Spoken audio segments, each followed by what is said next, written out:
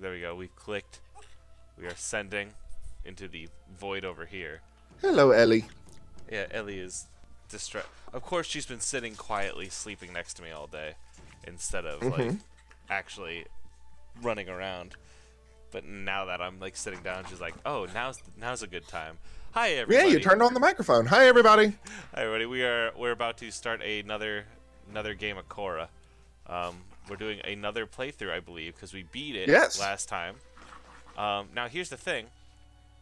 Let's we could either try extreme, Alan.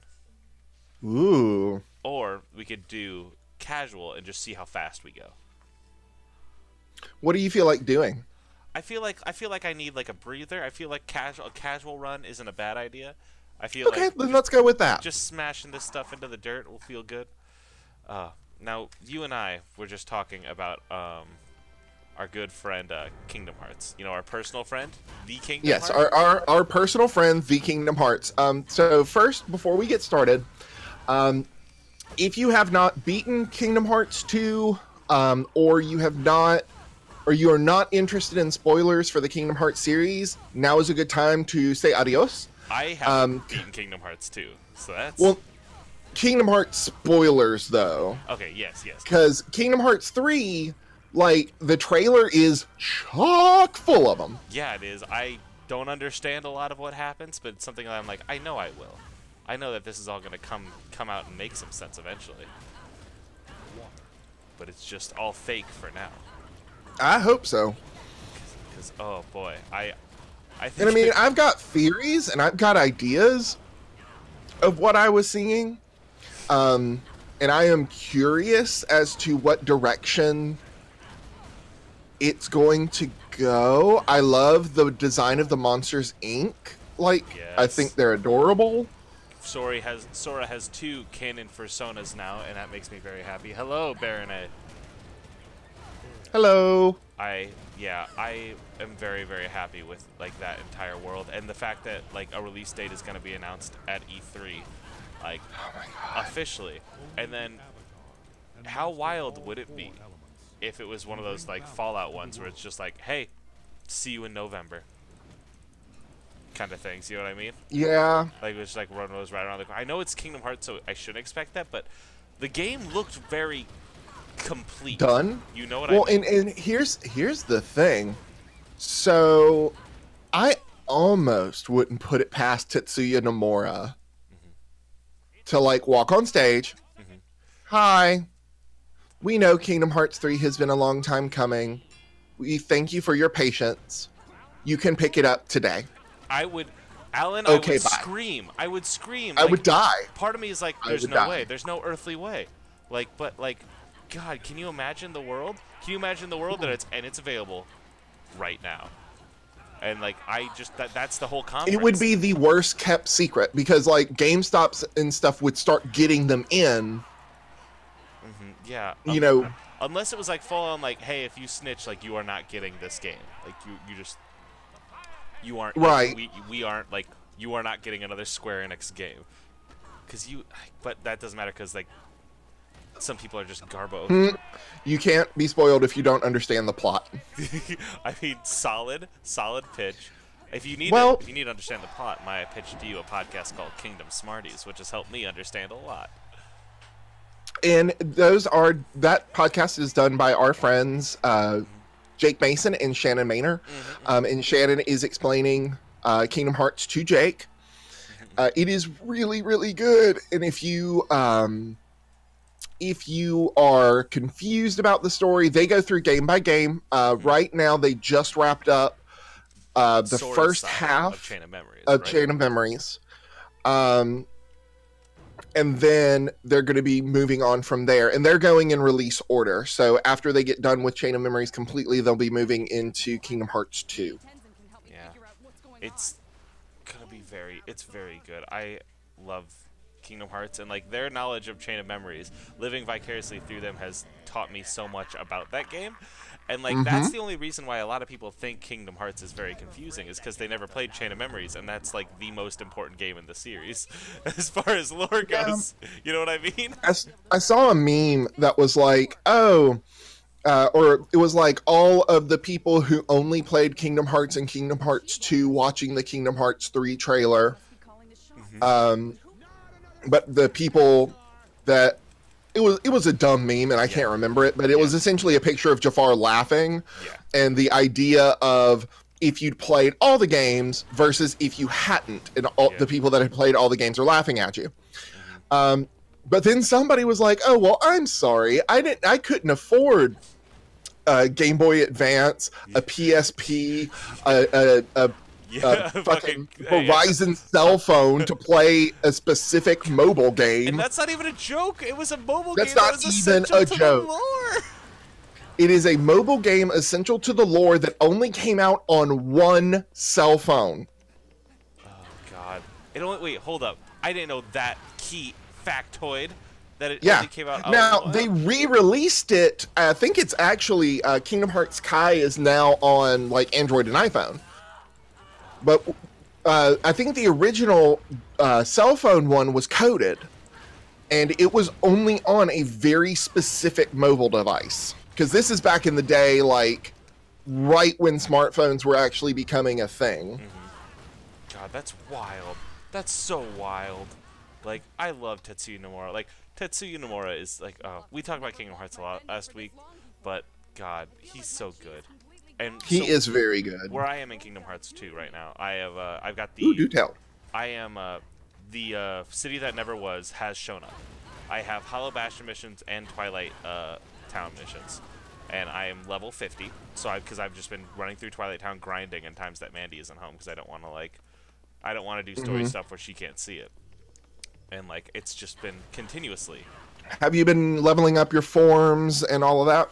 I leveled up Valor a lot, and now I'm trying to level up Wisdom, but Wisdom is just a bad form. Like, I hate Wisdom, because, like, it's like, I can either finish all these guys in 30 seconds, or I can, like, just ride around in a circle for a while. You know what I mean? Like, it's, like, it's very frustrating for me to make Wisdom work. Wisdom is interesting, because you would think that Wisdom would be my favorite form, and in any other game, it probably would be. Except, Kingdom Hearts 2 makes using magic a chore. It does. And the only magic that's really useful is Firaga, or the fire spells. What do the fire spells even do? Because I've tried to use them, and ain't nothing ever happened. They spin around you. So it doesn't hurl a ball of fire, it creates like this fire... Like area AoE effect? Kind of. It's basically like you're fire bending it around you really, really quickly. I like that. Okay. To tie it back into what we're playing. To the Korra. So basically, Wisdom form is running around setting everything on fire. Okay, alright, I can dig that. Yeah, it's something I very much enjoy. I just love Kingdom Hearts. Twisted Metal, I've played the PS3 remake. I see Baron A asking that, and it's just not anything I've ever tried before, really. I've never played it. Yeah, I remember my babysitter had it when I was a kid, and I was afraid to play because I was too young and I couldn't play N-rated games. I didn't want to lie. Oh, fuck, I always forget. It's shift. Whew. Do you remember a game called Simpsons Hit and Run? Yes, I remember Simpsons Hit and Run, Alan. Where it was the not horrible version of Grand Theft Auto? Yes, yes. Well, the less horrible version. Yeah. Anytime anybody mentions, like, Twisted Metal and stuff like that, I immediately go to that because that's the kind of parents I had. For the longest time, they wouldn't even let us watch The Simpsons because they thought it was too gross and vulgar. A lot of other stuff got a lot more gross and vulgar. Uh-huh. And then they were like, oh, what about this one? Damn it. There goes our speed running for this time around. Yeah. Yeah, I remember renting that from a family video. And very much enjoying it. I also remember renting Sonic Adventure Battle 2, which is my direct... That's my flavor of Sonic right there. Now, is that the one where you can choose like the hero, the villains, like you choose a path? Yes, there are 3 discrete Sonic Adventure battle paths. There is the villains, there is the heroes, and then after you beat both, it is them combined working together, and that's where you get the Super Sonic thing. It is Sonic Adventure Battle 2 is very fun, and it is, you know, a Sonic game, so it's not great. You know what I mean? But it is very, very enjoyable. I really love that game because it introduces you to such great songs as City Escape, Open Your Heart, Live and Learn. There's a lot of high quality songs, Alan. And although, if we're talking high quality Sonic songs, we would be remiss to not talk about Supersonic Racing. I've never played Supersonic Racing. Everyone is Supersonic Racing. I am intrigued and amazed. I need to know more. I'm trying to remember.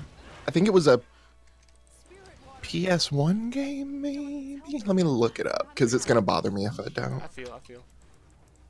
Yeah, Korra finished airing in 2014, we're 4 years later. There's been no follow-up either to, like, a new Avatar series, which, like, I don't know where they would go after this. But, like, it's something that is very upsetting to me as well, my friend. You are not alone. Don't fucking shoot at me.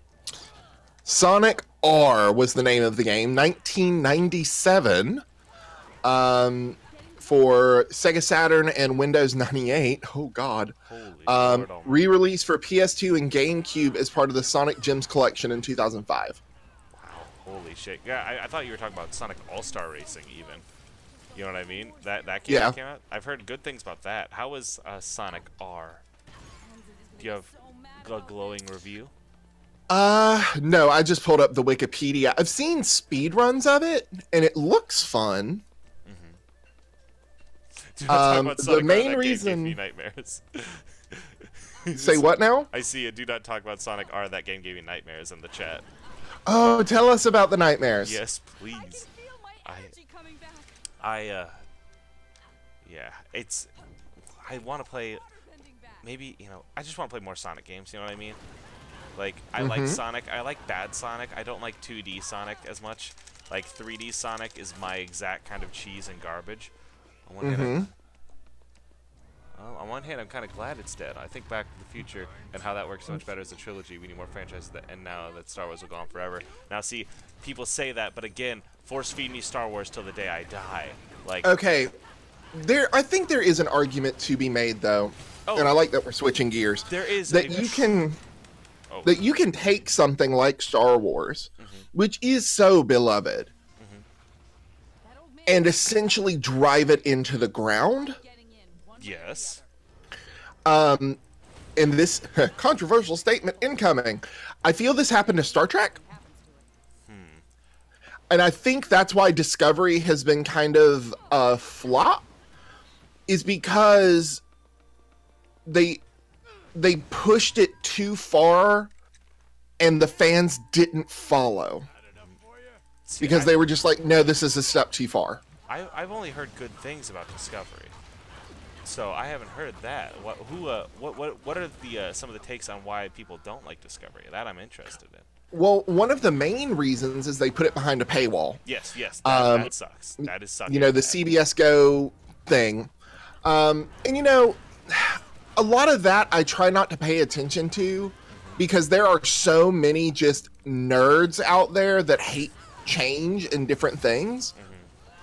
But I think my biggest problem with Discovery, now granted, I have not seen any of the episodes, and that's because I'm not going to pay. Yeah. I'm not. Yeah. Like, I already pay for a lot of other services. I'm not going to pay for just one show. Yeah. I don't think anybody can fault you for that. You know what I mean? Yeah, well, it's one of those things where I try to be good about not finding things falling off the back of an internet truck.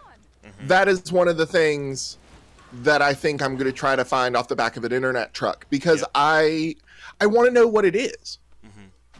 Yeah, I think what Disney the economy 2006. Now again, 2002, 2006 Disney is my favorite Disney. That's the thing. Like, Remember, could you please read those? I can't read them. oh yeah. Disney's done this. Mikkel says Disney's done this before. It's going to be exactly like 2002, 2006 Disney, where they were making flops left and right in every area, save for Pirates and Disney Channel. And I want to argue that because I love almost all those 2002, 2006 movies: Treasure Planet, Atlantis, your Lilo and Stitch, Emperor's New Groove. For me, those are all classics, but also might be because they're formative years for me. Like, they're important years. And as far as Star Wars goes, like, I don't think, like, they haven't released a bad one yet. That's the thing. Like, and, like, Solo, like, for me, I'm worried about Solo. Solo, I was until I saw the trailer, and I was like, man, this looked good. Like, this looked like what I want. Here's my thing. Yes. If they make Han Solo a hero, I'm going to be pissed. Yeah, no, for sure. It should be, like, and it looks to me like it's, like, almost James Bond tone, if that makes sense. It does, but what I'm concerned about, and I actually had this conversation the other day. So the Kessel Run, you know, we're gonna get to see it. You know, we saw them all in the trailer. I don't want to see it. I want to see them all. Like, I think visually that's going to be beautiful. I'm okay because always in my head, you know, him being like, I ran the Kessel Run in 12 parsecs. Everybody says it's impossible. What if he didn't do it? What if it's just an empty brag? I would love it if it was just him bullshitting. You know what I mean? Yeah, but showing it is going to take away that mystery of, is he telling the truth? You know, is he not telling the truth? What's going on? I'm trying to it takes away a lot of the mystery of Han Solo. Yep, and I get that. And, like, my biggest thing was, like, oh, that dude ain't Han Solo. But I was watching A New Hope at the gym today, and, like, I was like, actually, you know what? I think I just don't... I can't remember what Harrison Ford looks like. Because, like, in all of those scenes, like, oh, no, that's what that dude looks like. It's just not what I think of as Han Solo in my head. Which I've been running into more and more with Star Wars, where I'm just like, I watch the movies, and I'm like, that's really good. And then I have trouble marrying it with what's in my head, which just fits better as books, cartoons, or, like, tabletop games. You know what I mean? Like, Star Wars almost doesn't work as movie format for me anymore because I'm so fucking spoiled with the stories I exactly want to see in different formats. Which is, you know, I've written about this on, like, the on some websites about, like, how canon is a construct and canon doesn't matter. But it's just interesting. And that's an interesting and borderline dangerous statement. I agree that, you know, canon is subjective. Yeah. Because the thing about it, and kind of my realization of that is, for those of you, you know, watching who don't know me, I am the game master for a game called Pokemon World Tour United, or a podcast called Pokemon World Tour United. We play in the Pokemon Tabletop United system. And we are telling a story of two trainers going through the Pokemon world. And I was talking with Shannon, I think, at some point, and I was like, yeah, in my head canon, da-da-da-da-da. And she was like, no, Alan, that's your canon. Like, you run the game, what you say is real. You are the story group. You are the Alan story group. Right.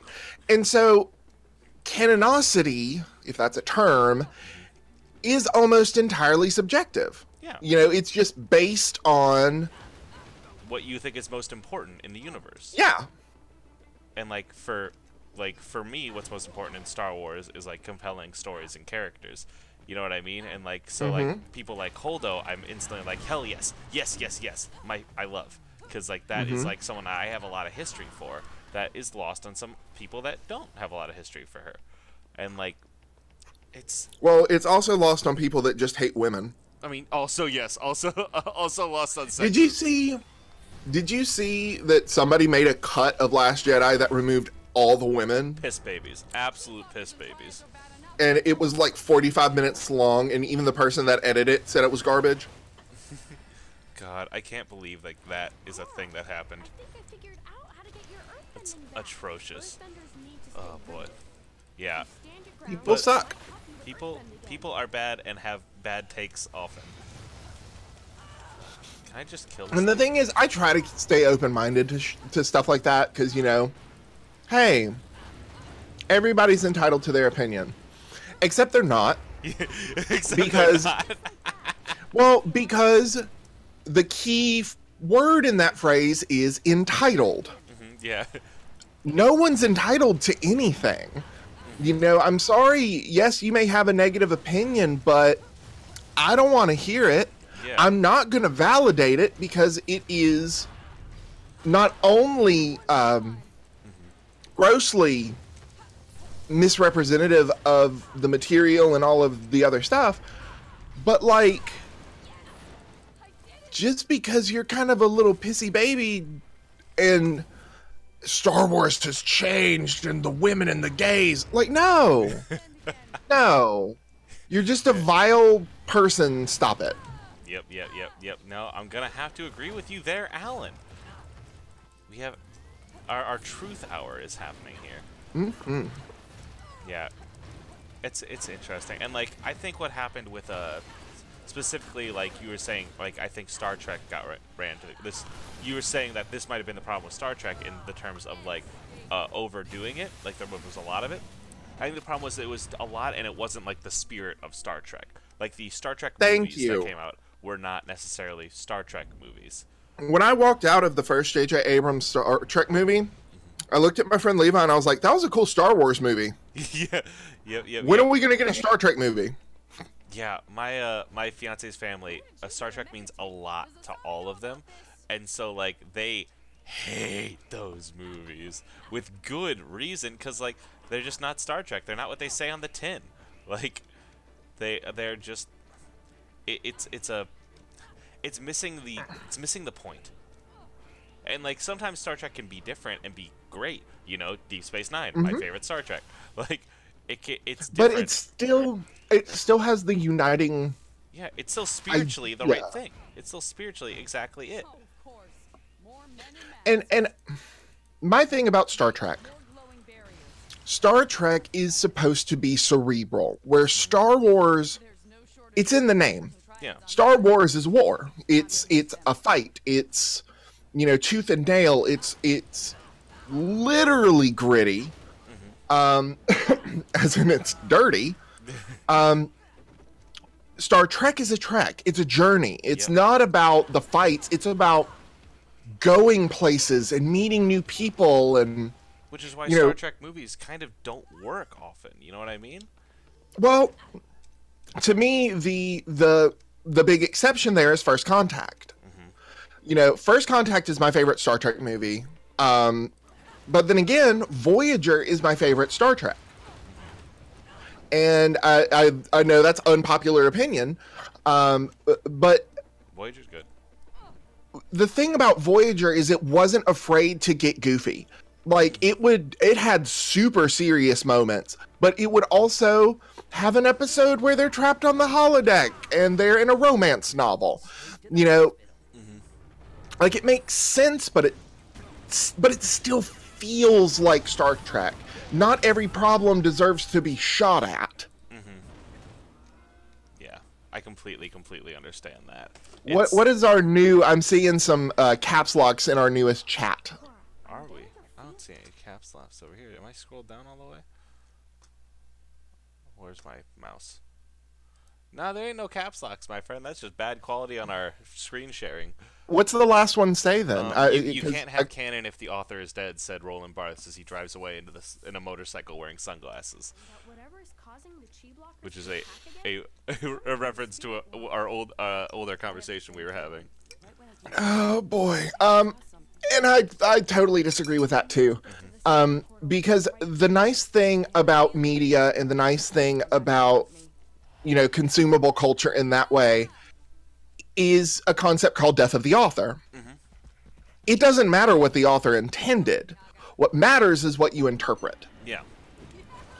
So, you know, intent does not equal impact. Exactly. You know, and again, controversial statement, I love J.K. Rowling with my full heart. Yeah. Like I adore the Harry Potter series. It's one of it was probably one of the most impactful series of novels I've ever read. Just randomly being like, oh yeah, there was a Jewish kid at Hogwarts. Okay, where were they? You can't like a surgery in representation afterwards. You need to like actually put it in the text. Yes.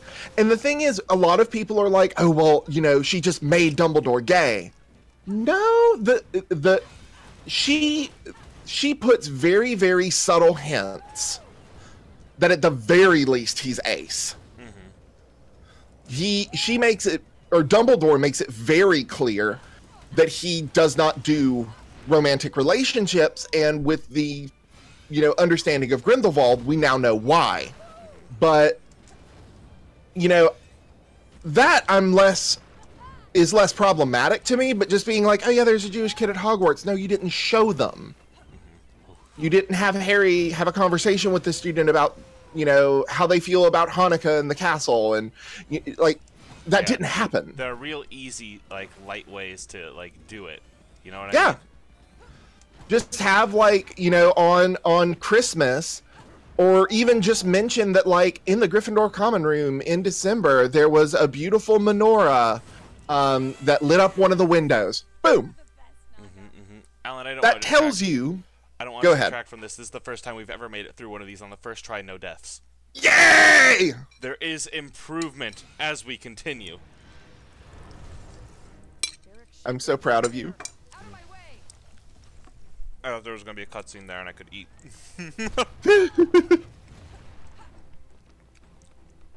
Alright, we're good. We're good. We're all fine here. But yeah, I think death of the author is really important, especially when you get into... I've had it useful in music, you know what I mean? Because, like, there's a lot of musicians that I'm like, oh, I hate you. Like, you're a bad person. John Lennon. Like, there's, like, legitimately garbage people who make wonderful music. You know what I mean? Oh, yeah, and books, too. Orson Scott Card in The Ender's Game. Yep. Brilliant book. Horrid human being. H.P. Lovecraft in The Mythos. You know, such fascinating world building. Also a homophobic, racist asshole. Yep. Like, it is nice to be able to have the ability to divorce media from its creator. Yep. And sometimes that's, you know, it's because consuming content responsibly is such a difficult fucking task.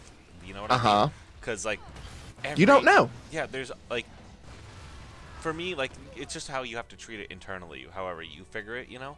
Because the way I like to do it, or like to do it, you know what I mean? The way that I found best handles the way, like me, is when I find out that somebody is trash, I just try to stop consuming their content. You know what I mean? Same. Like, I didn't know from before, but, like, now that I know, like, I'm not gonna do it anymore. Now that we know, we're done.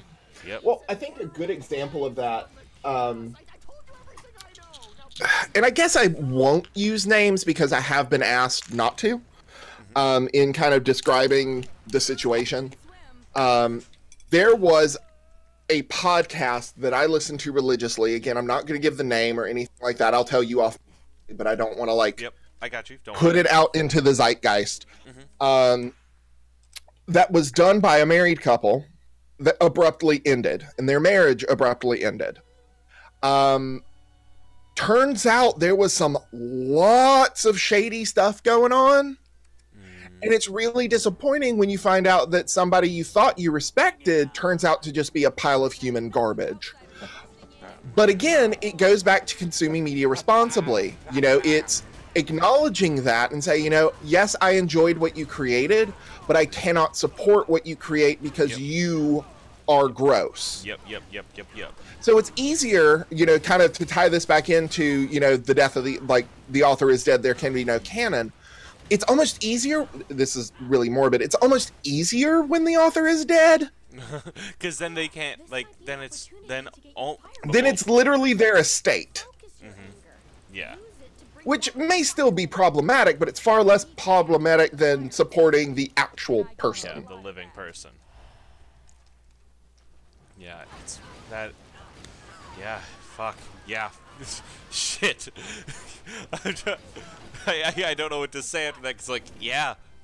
Like, fucking, yeah. That's why I try not to watch WWE stuff anymore, because, like, the McMahons are fascists. I heard about the XFL thing. Yep. And I was like, oh, sweet God. I remember this from, you know, them trying to do it when I was a kid. Mm-hmm. With the Quad City Steamwheelers, our local XFL team. But then I was like, oh, they're trying to revive it, you know, blah, blah, blah, it's whatever. Yep. But then it was like, yeah, no one's going to be sitting down during our national anthem. And I was like, hold on. Yeah, I think hold on a second there, buddy. Where it was like, oh, you made the perfect platform for protest because you said, hey, no protests allowed. That's kind of the whole point with protests, is that they do stuff that they're not allowed to do. Yeah, because you tell them they can't. Yeah, it's fucking wild. It's absolutely wild. My cousin, my co-host on this network, Ben, when he was in college, he was in like an ethics class, and like there was, you know, a question like, oh, should there be laws on, you know, protesting? And he was like, no, like, people should be able to protest where they want, you know what I mean? And like everyone else is like, no, yeah, there should be regular, like, you should be able to protest here, and that's it. And the teacher's like, Ben, that's pretty radical of you. He's like, nah, that's just what protesting is you don't get, you do the thing. Like, you don't go to your box where you're told you can yell because no one will look at your box. Well, and I completely understand that point of view, but, for example, I work at a university, and we had an issue where a particular group wanted to do a form of protest that was out on the road, like right on the edge of where the university, like, it was technically on the university lawn, but it was going to be viewed by the entire community. Yeah. And my university does have designated protesting sites. You know, if you wanted to have a protest of any kind, you can, but you have to do it there to not disrupt, like, classes and the flow of everything. So what this group was wanting to do was to put out crosses for aborted babies. No. And basically all dress as mourners moving amongst the quote-unquote graves. You've done a bad protest, people. Yeah, no, it was bad. And when the university said, no, you cannot do that, they sued. And they were like, you are impinging upon our freedom of speech. And that's when the whole, well, no, because you do have a place to do it. We told you where to do it. It's just like any other event, and you ignored us, and you wanted to do it somewhere else, and we told you no. Yeah, that's what's interesting, because, again, you can see that my view of protesting is so, like, well, yes, if they're protesting for a good thing. Like, that's true, too. If you're protesting for a good thing, like, hell yeah, do it, like, go everywhere, but, like, obviously everyone doesn't think that, and it's just, I don't know. And you have to be careful because, you know, even though when we think protesting, we're like, okay, we're talking about, you know, Black Lives Matter. We're talking about, like, social issues. Yeah, like we're obviously, we lean left real fucking hard on this show and on this network, and that's like where we want to be and where like, frankly, you should be. But like, it's like, it's so fucking wild to, like, I don't know. To know that somebody would be like, ah, yes, my Nazi march is the right move, is like, yep, the fucking. That's like, what I was just about to say, because you know, I live in the South, so if that were to be yeah, you can protest wherever you want, we would probably have some white supremacist marches, and that's infinitely problematic. Yeah, that's not for, you know, just moral reasons, but also because those typically get violent. So, you know, I think it's important that we have stricture in place, but at the same time, to go back to what started all of this conversation in the first place was, you know, I don't think there could be a more peaceful protest than taking a knee during the national anthem. It's still respectful. Yep. But it's saying, you know, there's an issue. They didn't yell about it. They didn't throw a tantrum. They just took a knee. Yep. Yeah, no. You can't get much more civil and polite than that. Yeah, I'm not giving up. It's all kind of fucked, Alan. Yeah, it is. Do you want to be happy? Can we talk? Let's think happy. We came into this show. Let's talk more about existentialism in Kingdom Hearts. Oh my god! Can't wait for my boy to come back. I'm so excited to like finish this Twilight Town section because I want to. Because I can like Rox is there, and also why the fuck won't Mickey give Sora a straight answer on Riku? Like, you'll find out. No, and like I know because I played 358 over 2 days, and like I get it because he's Resum. He's Resum now. Yes. He's half Ansem, and like it's like, oh, so have you talked to Riku? If that's what you think, well, I mean, is Riku okay? If that's what you think, it's like, no, motherfucker, like answer this kid. No, he made a promise to Riku. Yeah. He made a promise that he would not tell Sora what happened. Yeah. And I think Mickey is interpreting that, and I don't necessarily agree, but I think Mickey's interpreting that as, don't even tell Sora that I'm okay. Like, yeah. don't talk at all. And when they have their reunion, you'll see. Like, that, yeah. I'm very interested, because, yeah, I did the Mulan level where, you know, they see each other, and, like, Sora's just, like, fucking hyped. And also, first off, I hate Halloween Town. I hate it so much. But I hate every Disney character named Jack, I found out. Unless the Treasure Planet kid's name is Jack, in which case he's the outlier. Also, can we talk about just how awful the Pirates of the Caribbean world is? I hate it. I hate it so much. It's so bad. I hate Jack Sparrow.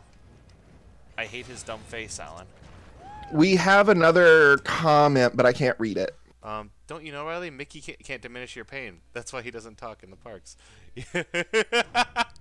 Mickey. Oh. Fuck. Goddamn Mickey. Mickey fucking King Mickey. He's the author of my pain. It is so interesting to me that the direction that they chose to go for with Mickey Mouse in that game as just like the exposition piece. Yeah, we need but also we need somebody cute to explain exactly what the hell is going on, but do it in vague enough terms that nobody can really understand it. Yeah, Kingdom Hearts will never give you a straight answer, and that's another reason why it's confusing, because otherwise it's like chill. Like you're like, okay, I can understand why this person's a clone of this person, like, or what I get what a nobody is, but like otherwise, like, since they don't ever come out and fucking just like say shit, it gets so confusing because they want to keep their mystique. I was about to say the best part of that to me is when they like to play the pronoun game. Oh my god! And it's just like, can we please not? Yeah. Like, please. My least favorite like trope in media, I think, is the pronoun game. I don't like it. I try to avoid it if at all possible, because it doesn't add anything. It just adds confusion and annoyance. It's fake excitement. It's, oh, you know, him. The only exception is Final Fantasy X-2, and that's because they wrote themselves into a corner by letting you name Titus. So they literally had to refer to him as him because his name could have been Buttcrack. Yeah, which honestly, they should have just recorded a voice line for Buttcrack, and then that one person's like, oh shit! Shit! They did it! It's BC! Guys, it's Fuckwad. Fuckwad's back!